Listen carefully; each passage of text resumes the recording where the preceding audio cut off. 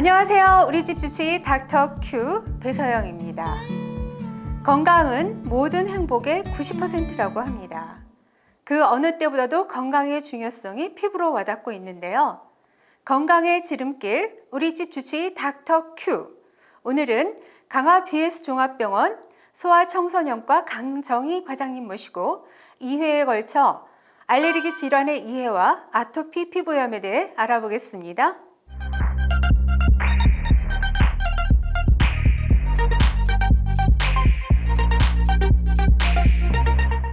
안녕하세요, 과장님. 안녕하세요. 네. 자, 과장님, 먼저 알레르기 하면 의외로 많은 분들이 고충을 호소하고 계신데요. 정작 알레르기에 대해서는 잘 모르시는 경우가 많거든요. 알레르기란 뭔가요? 알레르기란 이제 항원에 대해서 네. 비정상적인 면역 반응이라고 보시면 됩니다. 네. 항원은 외부에서 들어오는 자극이라고 생각하시면 될 거고, 이제 원래 우리 몸은 외부에서 들어온 자극에 대해서 몸을 보호하는 쪽으로 반응을 하게 되는데, 이게 이제 흔히 말하는 면역 반응입니다. 네. 근데 어떤 경우에는 이러한 반응 자체가 내 몸을 손상시키는 쪽으로 나타나게 되는데, 이것을 과민 반응이라고 합니다. 아, 예. 알레르기는 이러한 과민 반응 중에 한 가지로 네. 이제 면역 글로불린 E라고 하는 물질이 작용하는 과민 반응이다라고 보시면 될 것입니다. 네. 질환으로는 어떤 게? 대표적인 질환은 이제 아토피 피부염, 네. 그다음에 천식, 알레르기 비염, 두드러기 등이 여기에 해당됩니다. 예, 우리가 보통 알레르기 하면은 이렇게 비염, 그다음에 뭐 두드러기가 대표적인 증상으로 알고 있거든요. 네. 그 요즘에는 또 천식도 그렇다고 하시는데 아토피 피부염도 그럼 알레르기 질환의 하나인가요? 네, 작용 기전에서 보면은 앞에서 말씀드린 네. 그 면역 글로불린 E라고 하는 물질이 작용을 하게 되고 나타나는 양상들도 알레르기 증상과 동일하기 때문에 알레르기 질환 중에 하나로 보고 있습니다. 그렇군요. 과장님, 그럼 증상은 어떻게 나타나는 건가요? 알레르기 증상은 크게 두 단계, 감작과 작동 단계로 구별해서 설명할 수 있습니다. 잠시만, 과장님. 감작. 네. 감작이 뭔가요? 상당히 생소한 단어일 수 네네, 있는데요. 굉장히 생소한데. 감작이라고 하는 것은 이제 네. 처음 알레르겐이라고 하는 외부 물질에 노출이 됐을 때 내 네. 몸에서 이거는 나랑 맞지 않는 것이다 라고 해서 항체를 만들어내게 됩니다. 그 항체를 만들어내서 그 항체를 이제 몸의 세포에 붙이는 과정까지가 감작 단계입니다. 아, 예. 그리고 작동은 이제 이 감작이 돼 있는 상태에서 다시 알레르겐에 노출이 되게 되면은 그 만들어져 있는 항체와 알레르겐이 결합을 하게 되고 거기에서 이제 화학 물질들이 나오면서 실제로 알레르기 증상이 보이는 단계가 작동 단계라고 할 수 있습니다. 네. 네, 저도 개인적으로 알레르기 체질이라서 정말 궁금한데요. 알레르기 원인은 어디에 있습니까? 원인을 딱 집어서 네. 무엇 때문이다라고 말하기는 사실은 어렵습니다. 네. 이제 MC분께서도 내가 알레르기 체질이다라고 말씀을 하신 것처럼 유전적인 요인이 분명히 작용을 하고 있습니다. 하지만 유전적인 요인만으로 설명을 하지는 않고요. 다양한 환경적인 요인이 함께 작용하는 질환으로 보고 있습니다. 네. 예를 들어서 최근 들어서 알레르기 질환들이 상당히 많은 빈도가 증가하게 그렇죠. 됐고 네. 이를 유전만으로는 설명을 할 수 없습니다. 예, 그래서 환경적인 요인이 많이 관여를 한다라고 보고 있고요. 대기 오염이나 실내 공기의 오염, 그다음에 이제 흡연, 진먼지 진드기, 애완동물 등도 중요한 환경적인 요인으로 작용을 하게 됩니다. 그러면 이런 유전적인 요인, 가족력 이런 거 말고도 요즘에 대기 오염, 공기 많이 오염돼 있잖아요. 네. 거기다 이제 진먼지, 진드기, 담배 연기도 그러네요. 흡연. 네. 그다음에 그 애완동물 많이 키우시는데 어떡하죠? 그런 그런 거. 부분들도 네. 결국은 최근에 네. 알레르기 질환을 많이 유발시키는. 유발시키는 요인이 되고 있습니다. 그렇군요. 네.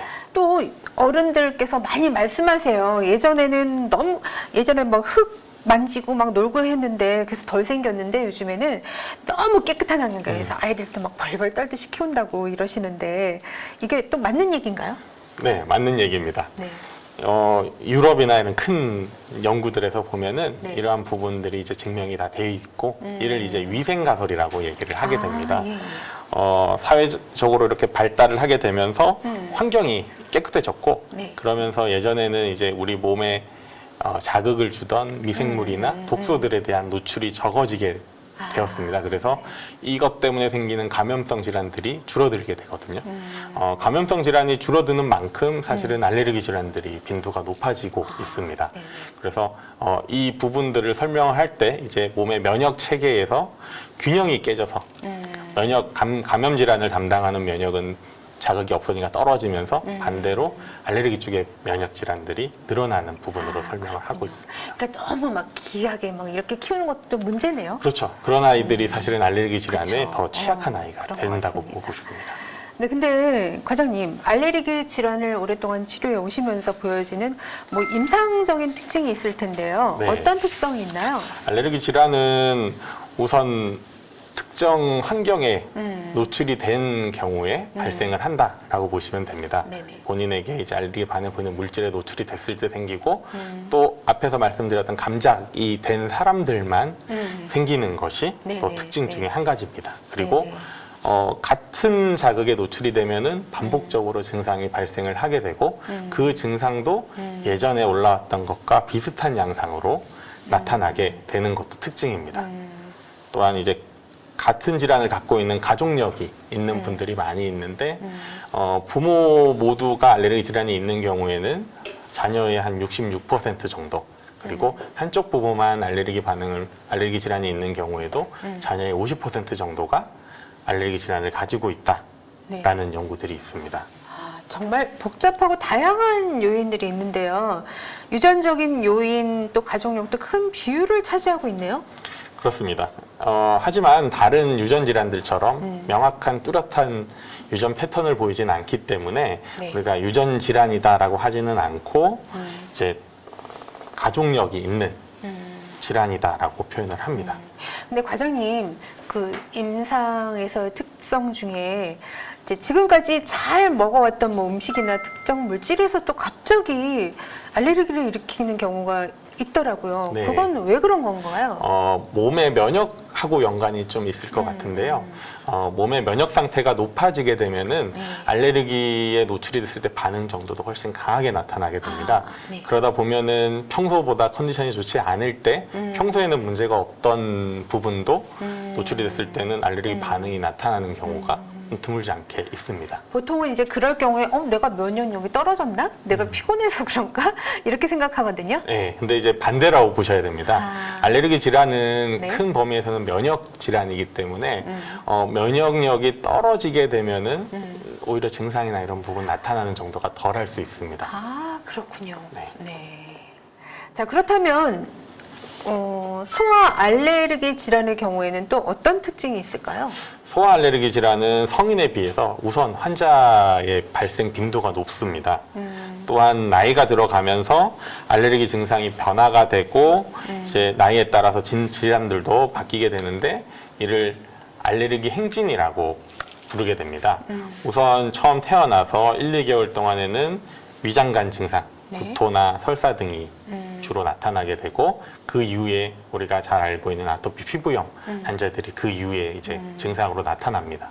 그리고 돌 전후로 해서 모세기관지염 그리고 만 4세 정도 때 천식 등의 호흡기 증상이 그 뒤에 이어서 나타나게 되고 4세 이후부터는 어른들과 비슷한 알레르기 비염이 주요한 알레르기 증상으로 나타나게 됩니다. 과장님, 처음에 그 왜 위장관 증상 같은 경우는 이제 우유를 보통 분유를 먹이고 나서 뭐 구토나 설사를 하면 네. 이 분유가 애기한테 맞지 않아서 그런 거 없다 이렇게 생각하는데 네. 그것도 그러면 분유에 대한 알레르기를 일으킨 경우인가요? 물론 빈도로 따지면은 네. 분유 자체에 대한 알레르기보다는 네. 잘 맞지 않거나 그때 이제 아이가 배가 안 좋거나 하는 부분이 더 빈도는 높겠지만 네. 분유 자체에 대한 알레르기가 있는 경우에도 구토나 설사의 증상으로 나타날 수 있습니다. 그럴 땐 어떻게 해야 되나요? 그런 경우에는 사실은 분유의 종류를 바꿔보는 거는 어차피 똑같은 우유 단백질이 들어있어서 단백질에 대한 알레르기 반응이기 때문에 분유를 바꾸는 것은 도움이 되지 않을 거고요. 이제 모유수유가 가능하다면은 네네. 모유수유를 더 권해드리고 이제 요즘엔 모유수유를 할 수 없다면 요즘에는 특수분유들이 있어가지고 네, 네. 그 우유 단백을 잘 분해해서 만들어 놓은 특수분유들이 있습니다. 그런 경우가 알레르기의 이제 치료제로 사용이 되고 있습니다. 그럼 일단 병원에 내원을 해서 원인을 찾아야 되는 건가요? 아무래도 제일 먼저는 네네. 정확한 진단이 필요하기 때문에 불필요한 특수 분유를 먹기보다는 제 그렇죠. 병원에 와서 진찰을 받고 네. 상담을 받는 게 더 먼저겠죠. 네. 많은 경우에 이제 나이가 들면서 전체적인 알레르기 증상에 대한 발생률은 떨어지게 되고 정도도 덜해지게 됩니다. 호흡기 증상, 천식 같은 경우는 사춘기가 지나면서 한 70% 정도가 좋아지게 되고요. 식품 알레르기 같은 경우도 4, 5세 정도가 지나게 되면은 우유나 계란 같은 경우는 네. 소화에서 알레르기가 없어지게 됩니다. 물론 성인 때도 남아있는 견과류와 관련된 알레르기는 성인에도 지속되는 경우가 많고 또 한 가지는 소화의 경우에는 신체 구조상 부종이나 이제 분비물이 증가하는 경우에 증상들이 성인에 비해서 과한 증상으로 나타날 수 있습니다. 왜 더 과하게 나타나는 건가요? 아무래도 소아 아이들의 기관지가 예를 들어서 가래 같은 경우에 이제 기관지가 가늘기 때문에 네. 똑같은 양의 가래가 생겼을 때도 호흡이 불편해지는 증상이 더 먼저 나타나게 되고 코 안의 구조도 좁기 때문에 콧물이 생겼을 때도 코가 더 훨씬 많이 막히는 그렇군요. 현상으로 나타나게 완전히 됩니다. 성장을 하지 못하고 이제 단계에 있어서 그런가 보죠? 예, 그래서 아이가 네. 성장을 하면서 그런 네. 신체 구조도 커지게 되면은 알레르기 증상들도 덜하게 나타날 수 있습니다. 네. 근데 소아의 경우에 사춘기 이후 증상이 70% 정도가 사라진다고 하셨는데요. 이러한 특징들의 원인은 무엇인가요? 이제 그 알레르기 증상들이 나이가 들면서 좋아지는 이유를 네네네. 설명할 때 네네. 앞에서 말씀드린 감작이라는 단어와 감작이 이제 또 나오네요. 예, 감작이라는 네. 단어와 반대되는 개념으로 탈감작이라는 용어가 있습니다. 네. 똑같은 자극에 자주 노출이 되게 되면은 몸에서 이러한 자극이 이제 나한테는 더 이상 위험한 자극이 아니다라고 해서 반응 정도가 덜해지는 경우가 생기는데 이러한 경우가 탈감작입니다. 그래서 알레르기 증상들이 너무 자주 자극에 노출됐을 때는 이제 이어지는 증상들이 덜하게 나타날 수 있고 앞에서 말씀드린 대로 이제 신체 구조가 커지면서 증상의 정도가 덜해지는 부분도 나아질 수 있는 요인이 됩니다. 그렇군요. 그럼 부모님들은 알레르기 반응이 일어났다고 해서 너무 막 크게 걱정하시거나 그러지 않으셔도 될 것 같네요. 물론 이제 증상이 처음 나타났을 때 네. 아이한테는 상당히 위험할 수 있는 경우들이 네. 드물지만 있습니다. 그래서 아이가 호흡하는 게 불편해 보이거나 그럴 때는 그렇군요. 어쨌든 네. 빨리 병원에 오셔서 진료를 보셔야 되고요. 그냥 피부에만 뭐 두드러기처럼 조금 올라왔다 그런 경우에는 시원하게 해주고 나서 좋아지면은 냉찜질. 집에서 그쵸 얼음찜질 같은 걸 해주셔서 좋아지면은 집에서 그냥 지켜보셔도 사실은 큰 문제가 없는 경우가 일단은 많습니다. 정확한 원인은 진단을 받으셔야 되겠네요. 그렇죠. 우선은 원인이 뭔지는 확인을 해야 되니까. 네, 그리고 나서. 예. 그렇다면 과장님, 알레르기를 일으키는 원인 물질은 주로 어떤 게 있을까요? 사람마다 다르고 정말 많다고 네. 그러면서 다 검사를 할 수는 없다는 말씀을 제가 많이 들었거든요. 네. 이제 알레르기의 원인 물질을 알레르겐이라고 얘기를 하게 됩니다. 이제 알레르겐의 종류는 네. 상당히 다양하기 때문에 우선 크게 분류를 해보자면은 이제 공중 알레르겐이라고 해서 이제 떠다니는 알레르기 물질입니다. 실외에서 보이는 알레르겐은 꽃가루와 네네. 곰팡이류들이 있고 실내에 떠다니는 물질 중에는 진먼지, 진드기, 동물의 상피세포, 바퀴벌레, 곰팡이 등이 있습니다. 그리고 이제 식품 알레르겐도 다양한 비율을 차지하게 되는데 이러한 식품 알레르겐은 나라나 지역이나 연령에 따라서 빈도의 차이를 보입니다. 그래서 소아의 경우에는 우유, 달걀, 밀, 대두, 땅콩 등이 주요한 알레르기 요인이 되고 성인의 경우에는 땅콩과 그 외의 견과류 그리고 갑각류, 생선 등이 주요한 알레르기 요인입니다. 그리고 약물 같은 경우도 알레르겐으로 작용을 하게 되는데 대표적인 것들이 항생제나 이제 해열제 그리고 조영제라고 해서 영상 검사할 때 쓰는 약 등이 주요한 알레르겐으로 작용을 하게 됩니다. 그 약물인데요. 이게 보통 뭐 진통 해열을 위해서 주사 같은 경우 있잖아요. 네. 그 주사도 그 알레르겐 반응이라고 해야 되나 아니면 부작용이라고 해야 되나요? 그럴 경우 뭐 이상 반응이 나타난다면 일단은 큰 범위에서는 다 알레르기 반응이라면은 부작용 중에 하나라고 봅니다. 부작용 중에 하나. 뭐 약물 아까 말씀하신 해열 진통제도 마찬가지고 항생제도 마찬가지고 네네. 저희가 이제 약을 처방을 했을 때 이러한 반응을 보이게 되면은 부작용으로 등록을 하게 되고 부작용의 한 가지 부분이 알레르기 반응이 있습니다. 그래서 그 부작용 중에 알레르기 반응이 네, 들어가는 거군요. 네, 그렇다면 과장님, 진단을 위한 검사는 어떤 것들이 있을까요? 알레르기 질환에 대한 검사 방법에는 크게 두 가지로 분류할 수 있습니다. 체내 검사와 체외 검사 두 가지로 분류를 하는데 네. 체내 검사는 말 그대로 내 몸에 직접 하는 검사를 체내 검사라고 하고요. 체외 검사는 이제 혈액이나 다른 검체를 채취해서 하는 검사를 체외 검사라고 하게 됩니다. 이 중에서 체외 검사에는 이제 앞에서 말씀드렸던 면역글로불린 E에 대한 값을 측정하는 것과 호상구 검사 그리고 특이 면역글로불린 E 검사 이렇게 세 가지가 있습니다. 그 중에 저 뭐 면역 글로불린 이런 걸 앞에서도 계속 듣고 많이 들어봤는데요. 호상구 검사는 뭔가요? 호상구는 우리 몸에서 혈액 중에 이제 백혈구를 구성하는 네. 요소 중에 한 가지입니다. 백혈구를 구성하는 여러 가지 형태의 세포들이 있는데 그 중에서 한 가지인데 알레르기 질환에 대한 표지자로 많이 나타나는 것입니다. 그래서 혈액 검사상에서 호상구 수치가 높다라고 하면은 알레르기 질환이 있는지를 확인을 해볼 필요가 있는 검사입니다. 호상구 검사가 해서 호상구 수치가 높다. 네. 그런 알레르기 있는 경우고 아니면 그 염증 반응을 일으키거나 할 때도 호상구가 수치가 올라가지 않나요? 이제 호상구 수치뿐만 아니고 전체적인 백혈구 수치 자체가 올라가죠. 염증 반응이 있을 때 올라가기 때문에 아, 네, 아무래도 숫자로 따지면은 네. 이제 호상구도 당연히 따라 올라갈 수 있습니다만 이제 호상구만 유난히 높아지는 경우, 그럴 때? 예, 비율이 너무 높은 경우에 이제 알레르기 질환을 의심할 수 있습니다. 네. 네.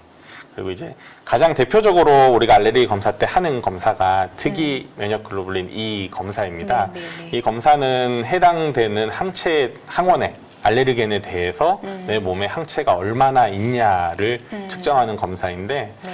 검사를 하게 되면은 이제 특정한 숫자로 우리 몸의 항체 값이 나오게 됩니다. 이 항체 값에 따라서 실제로 내가 이 알레르겐에 감작이 되어 있는지 아니면은 이제 수치가 어느 정도 높으면은 음식 같은 경우에는 음식을 먹지 말아야 된다라는 기준까지 제시가 되는 검사 방법으로 사실 효용도는 상당히 높습니다. 근데 이제 어떤 거에 대한 알레르기가 있는지를 모르는 경우에는 네. 검사를 너무 다양하게 네. 여러 가지 물질에 대해서 해야 되게 되면 그렇게 되면은 비용이 상당히 많이 발생하게 됩니다. 네, 네. 그래서 부담되죠.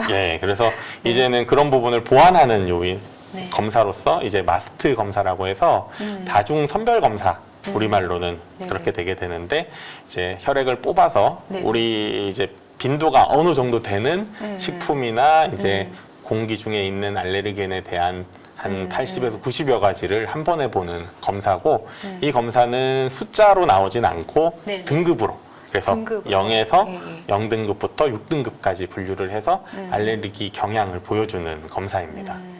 예전에 그 이비인후과에서도 아마 시행을 한 적이 있는데 이렇게 피부에 하는 경우 있어요. 네. 그런 건 어떤 방법인가요? 피부 관행 검사인데요. 네네. 이제 다음번에 이어서 설명을 드릴 이제 체내 검사 중에 한 가지입니다. 몸에 직접 하는 검사가 체내 검사라고 했는데 체내 검사의 대표적인 부분이 피부 반응 검사가 있고 또 한 가지가 이제 유발 검사가 있습니다.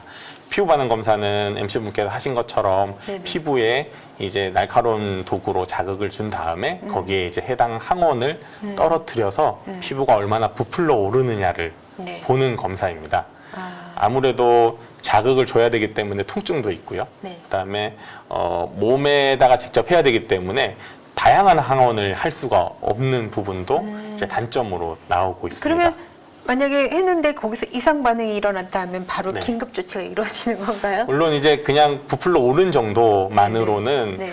가려움증에 대한 치료를 하는 부분이기 때문에 응급 처치가 될 필요는 없는데 이게 소량만.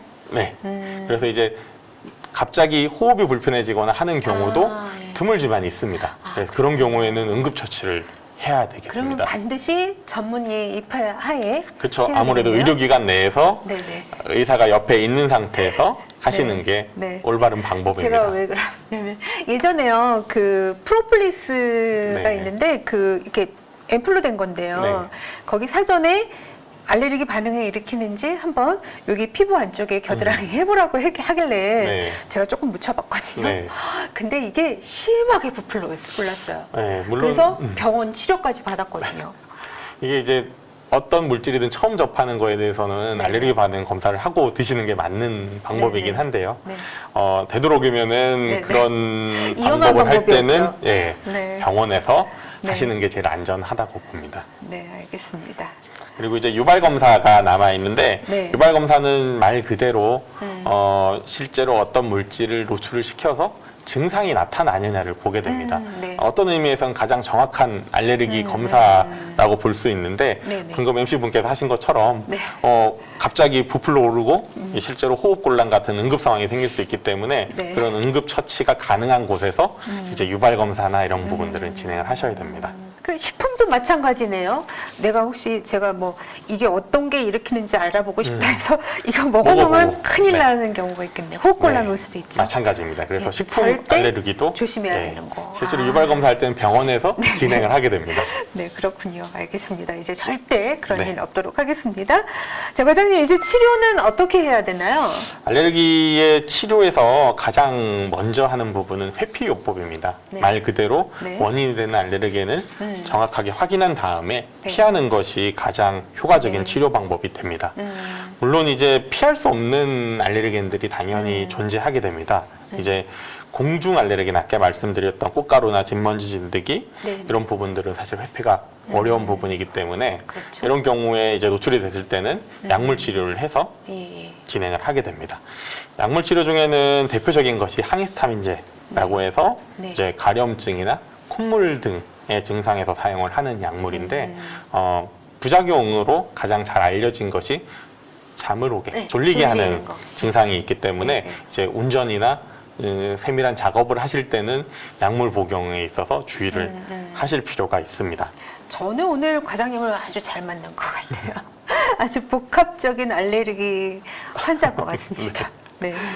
그리고 이제 항히스타민제 말고 네. 다음번에 사용할 수 있는 약물이 우리가 잘 알고 있는 이제 스테로이드제, 네, 네. 부신 피질 호르몬제입니다. 네. 이제 스테로이드 제제가 하는 역할이 염증 자체를 가라앉히는 항염 작용이 있기 때문에 알레르기 반응에서 이제 사용을 할 수 있는 약물이 되고요. 네. 그리고 이제 기관지 수축이 일어나는 경우에는 기관지 확장제 등을 사용할 수 있는 알레르기 약물로 되어 있습니다. 근데요, 과장님, 그 스테로이드제 제 약 그 봉지에 보면 부신피질 호르몬제라고 돼 있어서 네. 찾아보면 스테로이드제더라고요. 네. 근데 부작용이 정말 많은데 네. 알레르기 치료에 꼭 이걸 써야 되나요? 물론 모든 알레르기 환자에게서 스테로이드 제제를 쓰지는 않습니다. 그냥 네네. 가벼운 증상에는 항히스타민제나 다른 약으로 처리가 가능한데 네. 이제 심한 경우에는 가장 근본적인 그리고 가장 효과적인 치료제이기 때문에 사용을 하게 돼 있습니다. 사용하지 않아서 생길 수 있는 안 좋은 영향, 호흡 곤란이라든지 이런 부분들을 막기 위해서는 이제 사용을 하는 게 맞고 적절한 처방을 받아서 사용을 하시는 게 맞습니다. 아, 안 썼을 때 호흡 곤란도 올 수 있네요. 써야 되겠네요. 네, 그래서 그러니까 처방에 의해서 그렇죠. 예. 적절한 약만. 스테로이드 제제는 모든 처방이 있어야 그쵸, 쓸 수 있는 그쵸. 약물이니까 필요한 경우에 사용하는 거에 대해서 너무 네네. 겁을 내거나 거부감을 가지실 필요는 없다고 봅니다. 네, 알겠습니다. 그리고 이제 알레르기의 약물 치료 외에도 네. 우리가 이제 환경 관리라고 해서 특정 알레르겐을 관리하는 환경적인 방법으로 관리하는 부분이 있습니다.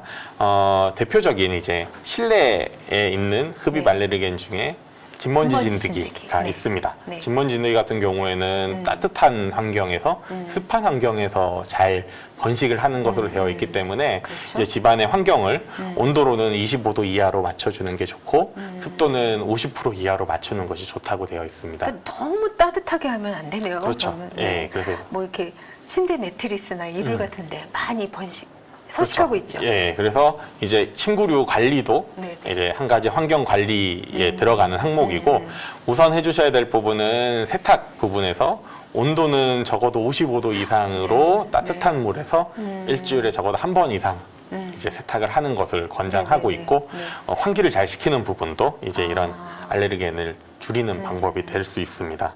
네. 그리고 이제 요즘에 워낙에 애완동물들을 많이 키우시는데 네.